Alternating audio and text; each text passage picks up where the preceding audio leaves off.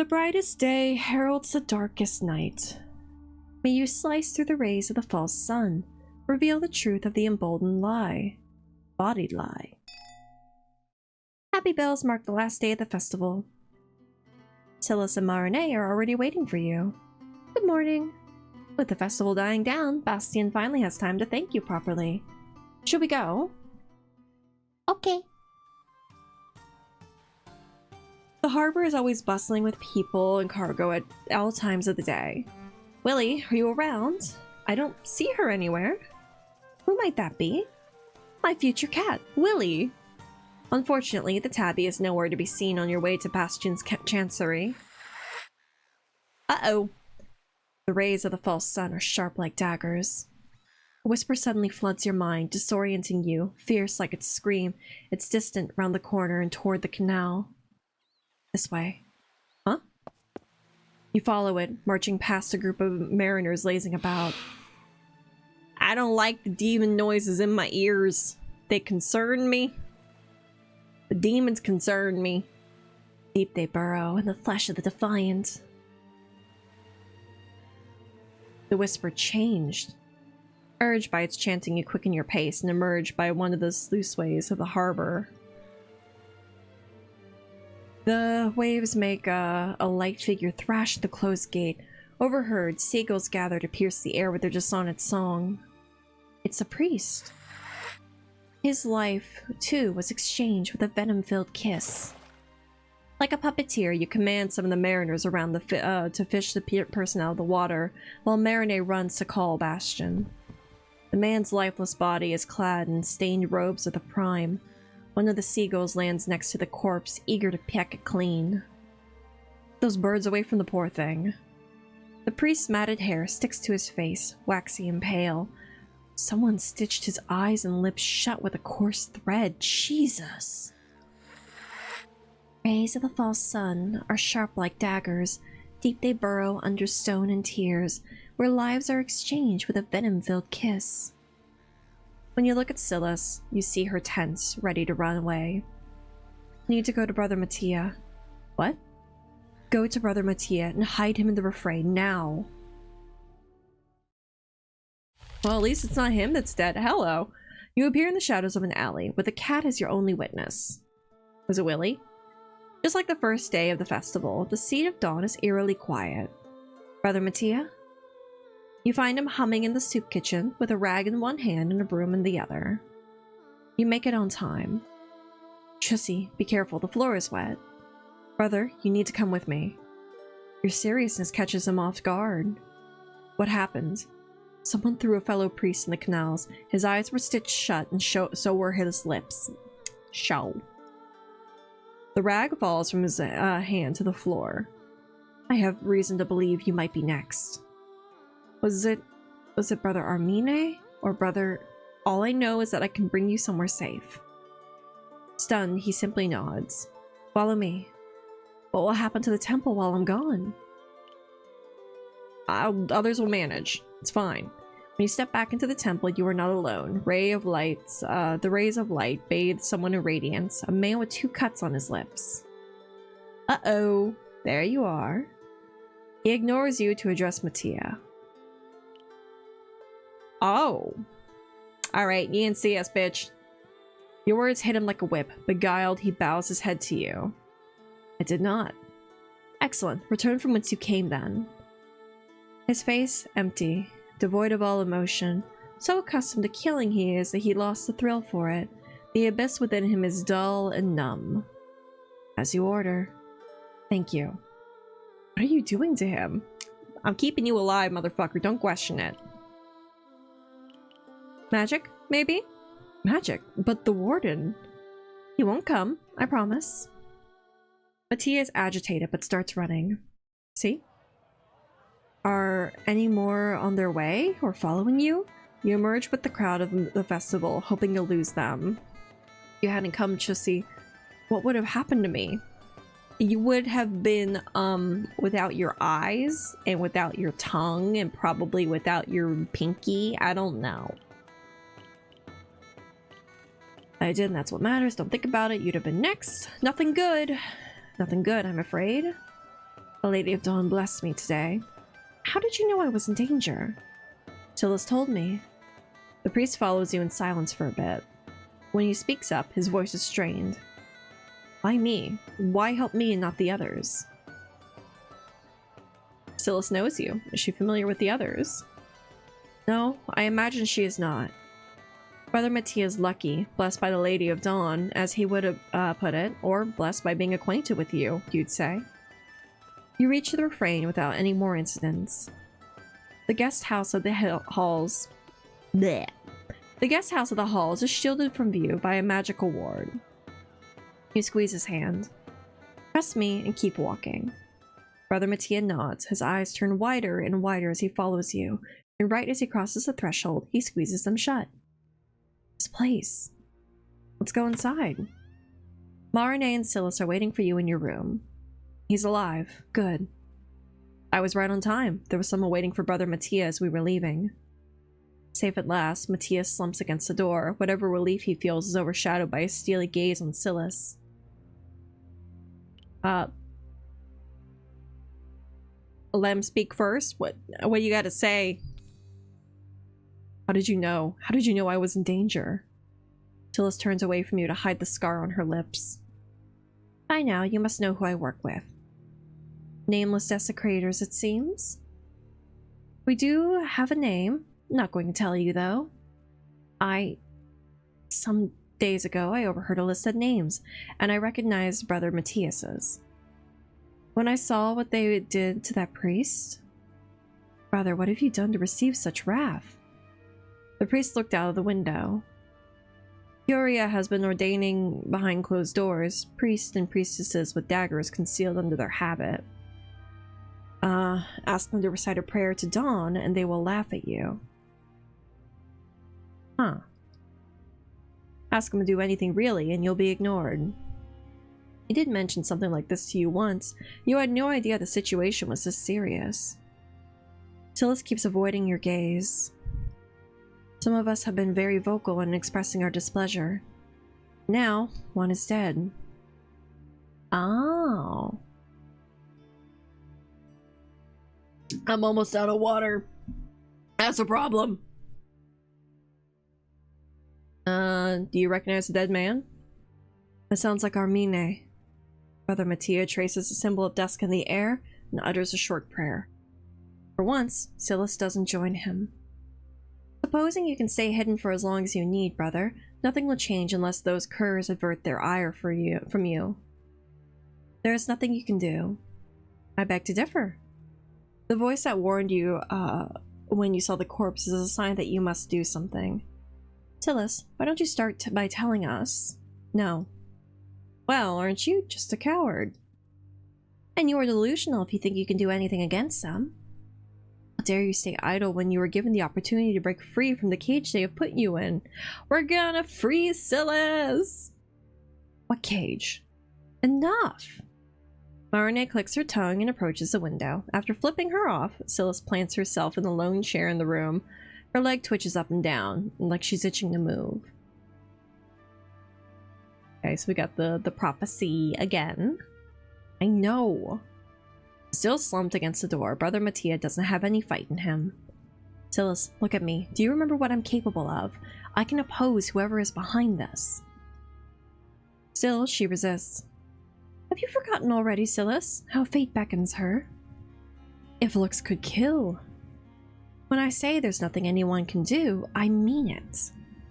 They are everywhere, in the temples, in the streets, in every tavern, in the Citadel, too. Tell me fucking stuff. Stop being weird. Give me the deets. Her laugh is mirthless. Hey, miss, what are all your titles for? They represent my many achievements. I fail to see how this... And you happily flaunt them around because you like it when people talk about you. They... Her hand balls into fists. We don't. That's why we don't share our name, to make it harder for everyone else. Takes a deep breath. This is what was told to me when they picked me up from the streets. Years ago, when the temples were still under construction, life was shite. Someone had enough. She wasn't a goddess, she was a woman just like me, and she was angry. People were starving left and right, selling their children for a meal. She helped those children.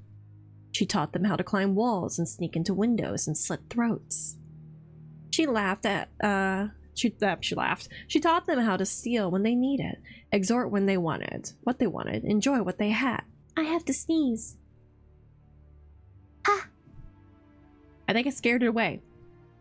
No more sneeze. She had only one rule. Your mouth will not betray me. Your eyes will not give me away. Oh.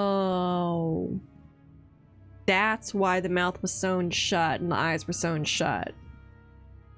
When she passed, someone else took the reins and followed the same rules. Your eyes fall on her scarred lips. Repeat the gesture you have seen her make on her face. Scar. Did your lips betray? Mistakes are punished harshly. You have seen what happened to someone who slighted them. You wish you could forget him, don't you? Why was he desecrated when he was never one of yours? I don't know about that. That's how I survive. The less I know, the better.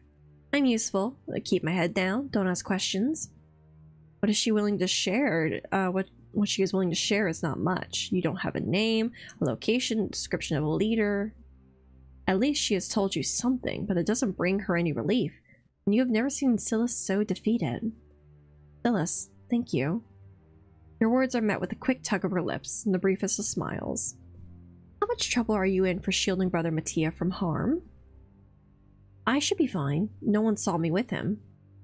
I pity poor Bastian. The corpse is left in his care. The ruffians are in every temple, Silas said. In every street, in every tavern. Their influence has infected the whole city. Just how much of their reach is real? How much of it has been fabricated to keep the people of Carolis trapped in the hopelessness?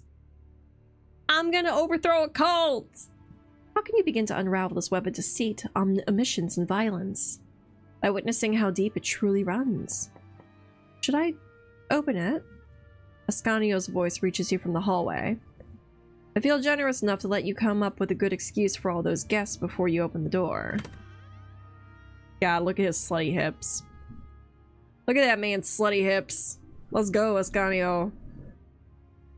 As usual, Frown turns into surprise once his eyes fall on Brother Mattia's habit.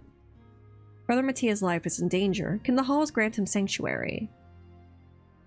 Brother Mattia can't hold his gaze. Conflicted, Ascanio looks at the looks at the priest, and then at you. Then at Marinette. Normally, such a decision should be discussed by the council. However, as keeper of this haven, I have ways to circumvent them. Welcome to the refrain, Brother Mattia. Mattia releases the breath he was holding. Please, allow me to prepare your room. Thank you. I could never ignore the needy pleas of a servant of her grace. Ascanio bows to you all and leaves to perform his duties. What now, Chussy? I'm getting to the bottom of this, with or without Silas's help. As you should. Brother, what are you going to do until your room is ready? Brother Mattia is silent when he's overwhelmed. Can I stay here? Please. Of course. I will return to the halls. I'll get out of your sight. No, don't say that. She looks like a kick puppy, but you can't forget how cold and emotionless she was when recounting the tale behind her people. I'll see you around, She runs out of the room. Filled with renewed purpose, you head out. Well, I guess we got our new plot line. Ooh. We got people in the city. There is no Alphion. God damn it. I'll go say hi to Atri. Oh, we're probing. Okay. Surely halls know of them. Malik about his usual clientele. Might know how they are employed. Nice to be able to share with you what you know. Shop's clientele. I'm gonna go with Atri. She knows. If anyone knows of the ruffians that keep the city in a chokehold, it would be someone who has walked the streets of Carolis for centuries. Atri. You leave the refrain, find a quiet alleyway, one whose smell doesn't offend you, and focus on her face. Hatchery, can you come to me? Yes. Not a moment later, she steps out of the shadows to greet you. The darkness clings to her, unwilling to let go, but she shakes it off. You're troubled. I can see it on your face. You tell her what happened, how you found a disfigured priest and dropped into one of the canals. How more have been targeted, how you just saved one just barely. Atri listens without saying a word. Her hood makes it difficult for you to see any changes in her impassible face. What is it that you want to do with these curs? I want to know them. Changing the ways, maybe? Killing might not be a great idea. Disarray, I don't know. I think changing their ways. Why doom yourself to failure like this? The alternative is bathing the city in blood. Fine alternative, one I have been pursuing for years. Her lips are dried and cracked, specked with old blood that almost looks black. Now let the abyss's words guide you. Drown the false sun in blood. Bring its name back to their lips. You know the rest by heart. The prodigal one shall cower and be in awe of its truth. She salutes and takes a step back. Wait. One with the shadow, she disappears from sight. Alright, well, I guess I gotta kill people. Andrew thinks you're a soft-hearted idiot.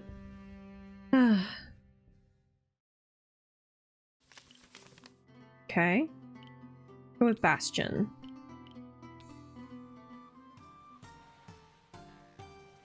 You decide to return to the harbor. Isn't it strange? You turn to see someone you recognize, a sailor once possessed by nightmares by Poliana Camp. He approaches you, transfixed by the waves of canals. Is it strange how this is a place of tragedy, yet I see beauty in it? Beauty? Look at it. The shadows seem to dance. You quickly throw a glance at his feet, but his shadow is as still as he is.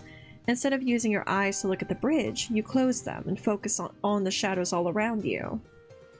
The ones nestled in the blood stain on the ground are ravenous. You're right.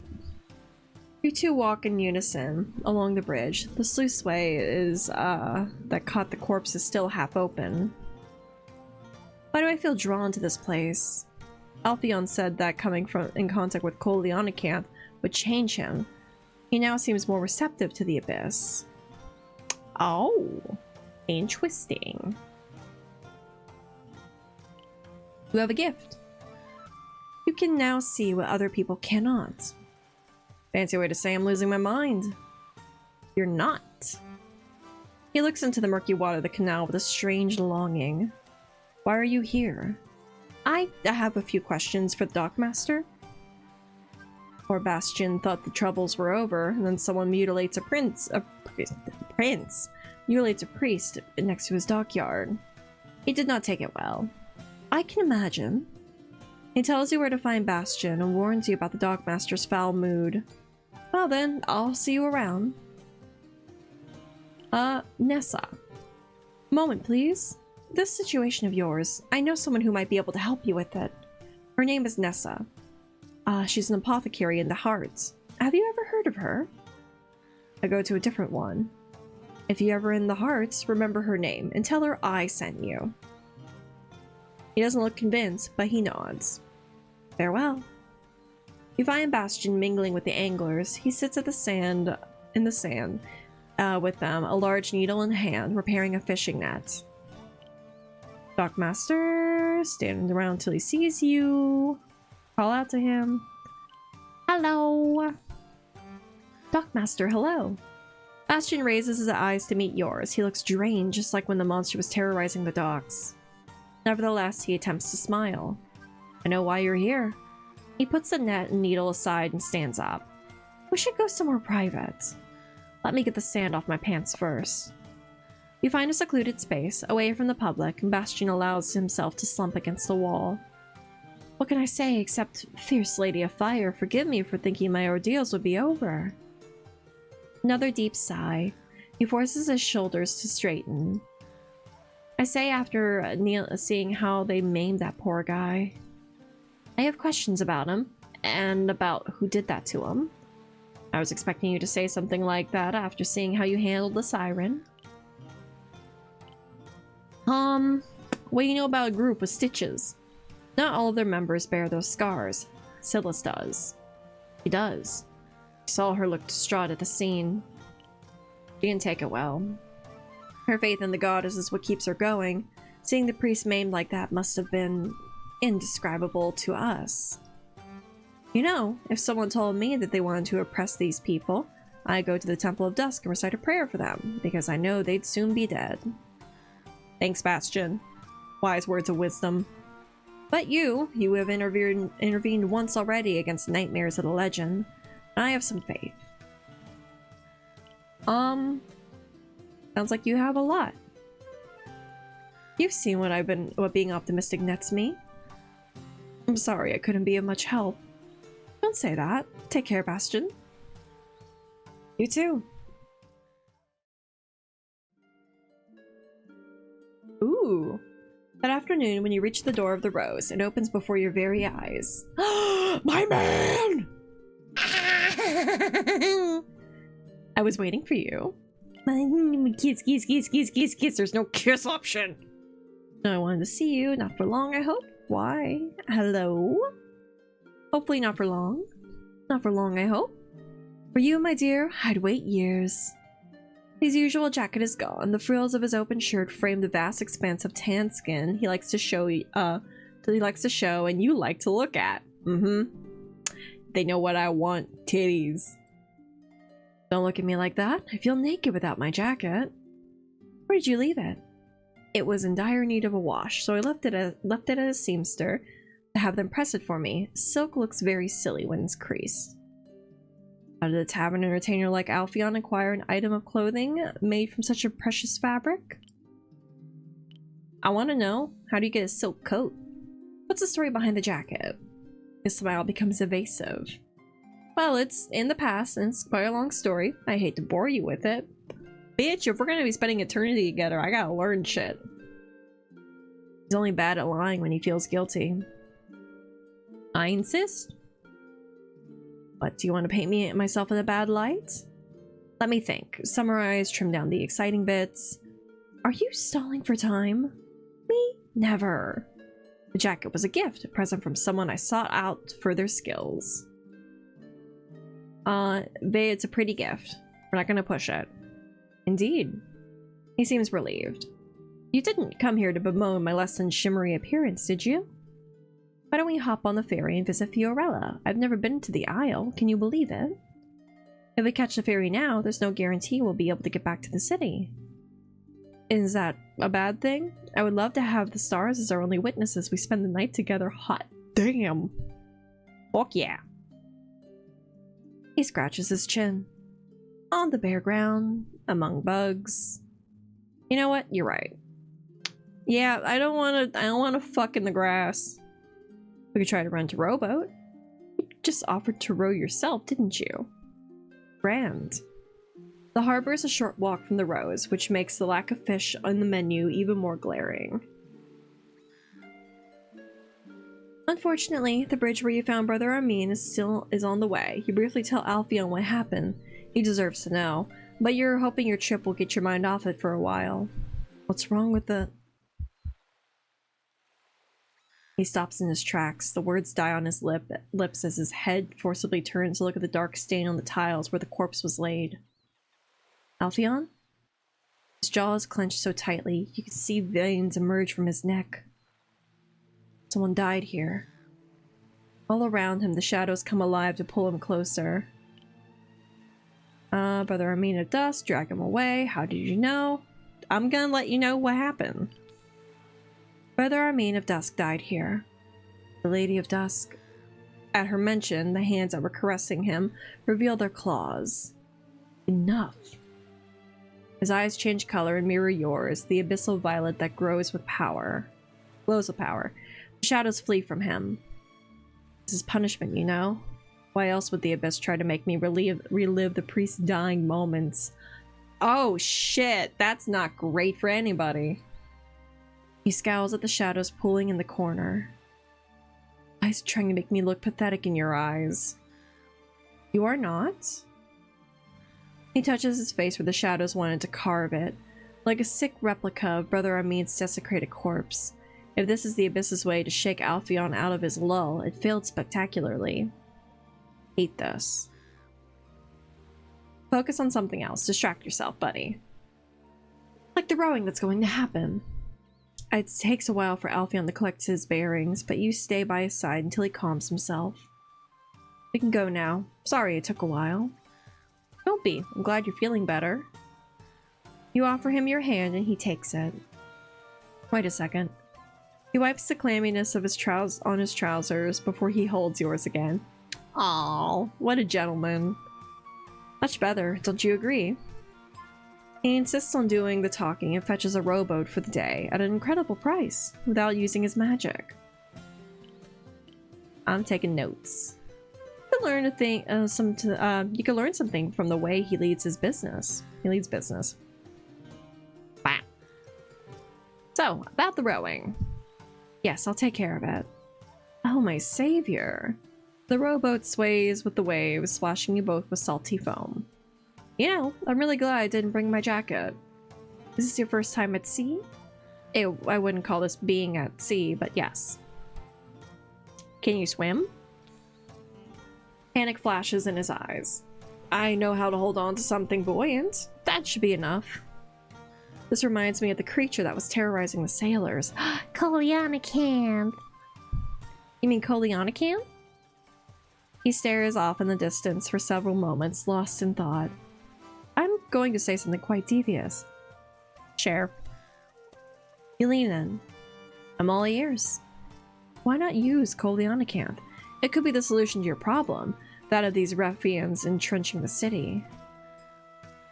I mean, Kolianacanth, we can't trust them entirely. Besides, I only need to bring one of them out to sea to have them. I was about to say something, you know exactly what it is. I will not be putting Silas in danger. And that's why I like you. You have a conscience. You reach the sleepy village of Fiorella and tie the rowboat to one of the many poles on the shore. Alpheon looks around at the cluster of houses with a perplexed smile. This is not what I expected. You raise an eyebrow. Where are the people singing sea shanties? Where's the tavern? And why do I see no anglers around? Well, the tavern's there. It's remarkably quiet. He lowers his voice. The booze must be really good to justify the lack of entertainment. You could see regret in his eyes as he looks around for anything to comment on. Do you remember the rocky beach we saw on our way here? Why not go there? Fine by me. We're gonna fuck on the beach. The isle is small enough that it takes you but a handful of minutes to reach this wild shore. The waves mirror the sky and happily crash against the rocks covered in algae and barnacles. There are no buildings in sight. Alpheon is mesmerized by the horizon. If it wasn't for the clouds, the sky would kiss the sea. It's beautiful, isn't it? He nods. You take a seat on one of the flat rocks, and Alpheon sits beside you. Do you ever wonder how everything came to be? The sky, the sea, the hills around the city? Teach me. The abyss. The question without an answer, not particularly. You do. You do. You do. Of course I do. Spending hours musing about such topics is my favorite pastime. I have combed through Havidian stories and Thean fables to find an answer, but none satisfy me. It's torture.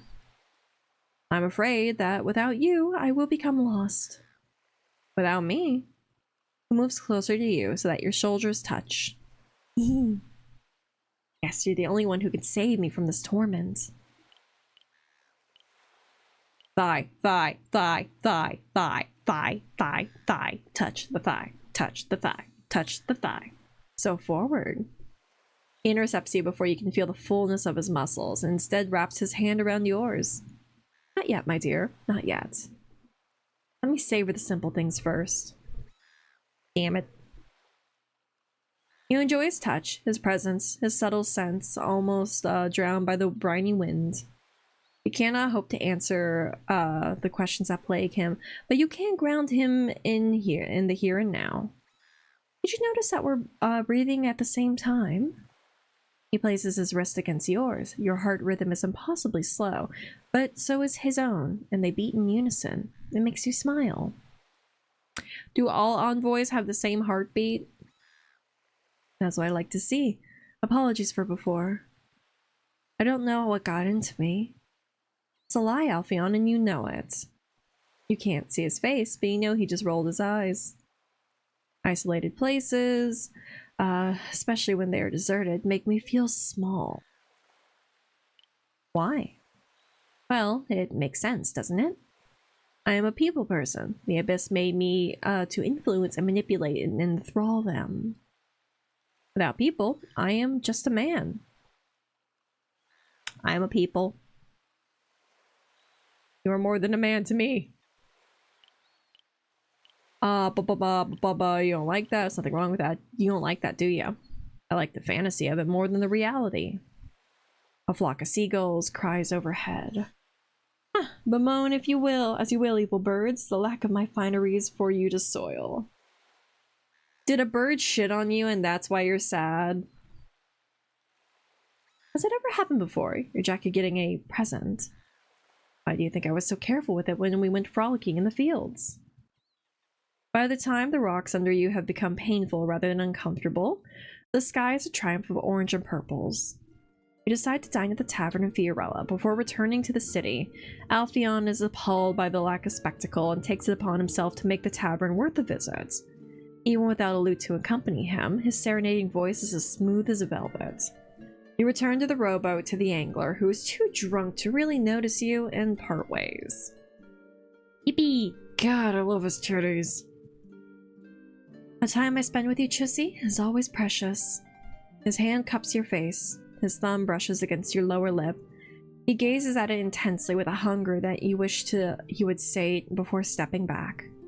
Mick! Hiya! Hiya, Mick! How are you? How are things? What? Coming to mention a titty and Chussy. Okay, so our name is Chussy Legrande, and this is my boyfriend Alphion. He's got tits. That's all we have to know. Good, I'm vibing and surviving. That's all we can usually do. I'm glad to hear that you're vibing and surviving. Take it easy on yourself. Eat some water. Come on and get cozy. So this is Sigh of the Abyss. It's a visual novel and there's like romance elements. We are interprotagonist name here. We are Chussy. We were originally human and then we died, and then a cult basically took an ancient power called the Abyss and pushed it into our body, and now we're called an envoy. So we were born of the Abyss, and then the Abyss like whispers to us in the middle of the night and tells us to do things. So there's like an overarching narrative, but then there's also romance. And so we hooked up with this guy who is also an envoy like us, and he's a bard. So yeah, we got shadow powers. Mwah to you too. Yee! Thank you! His hand cups your face, his thumb brush against your lower lip. He gazes at it intensely with a hunger you wish he would say before stepping back. You motherfucker, kiss me! You whore! God damn it.